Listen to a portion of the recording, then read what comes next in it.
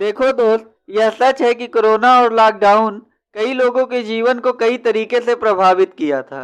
Lockdown का सबसे ज़्यादा असर यूपी बिहार वालों को हुआ था, जो नॉन रोटी के लिए बाहर जाकर बसे हुए थे। लॉकडाउन में हुए परेशानी पर आधारित एक भोजपुरी फिल्म बनाई जा रही है, जिसका नाम है जनता कर्फ्यू।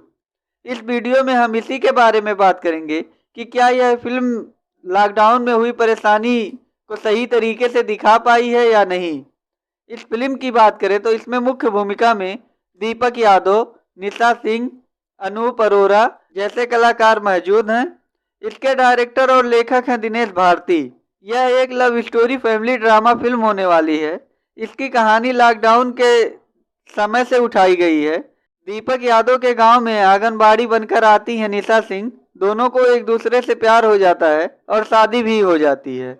उसके बाद जनता कर्फ्यू का ऐलान हो जाता है। निशा सिंह कोरोना पॉजिटिव हो जाती हैं। उसके बाद दीपक यादव को बहुत सारी परेशानी झेलनी पड़ती हैं। रियली मैं सच बोलूं तो यह एक साधारण कहानी की फिल्म होने वाली है। इसमें ज़्यादा ट्विस्ट और टर्न्स दिखाई नहीं देने वाले हैं।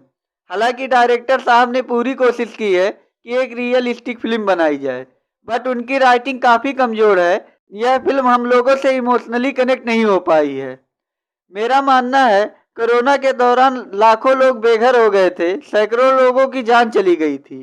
ऐसे में डायरेक्टर साहब और अच्छी और इमोशनल कहानी दिखा सकते थे। दोस्त, सही बात तो यह है कि रियलिस्टिक फिल्मों में बेहतरीन एक्टिंग की ज़रूरत होती है, लेकिन दीपक यादव और निशा सिंह दोनों की एक्टिंग में मैच्योरिटी नहीं दिख रही है।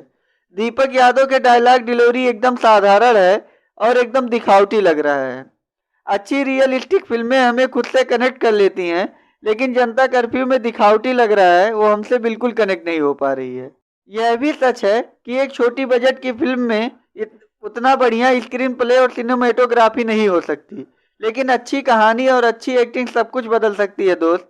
हालांकि म्यूजिक अच्छा यूज हुआ है, बीजीएम भी काफ़ी सही है। बाकी आज के लिए बस इतना ही। मिलते हैं अगली वीडियो में। जाते जाते मेरे वीडियो को लाइक और चैनल को सब्सक्राइब करना मत भूलिए।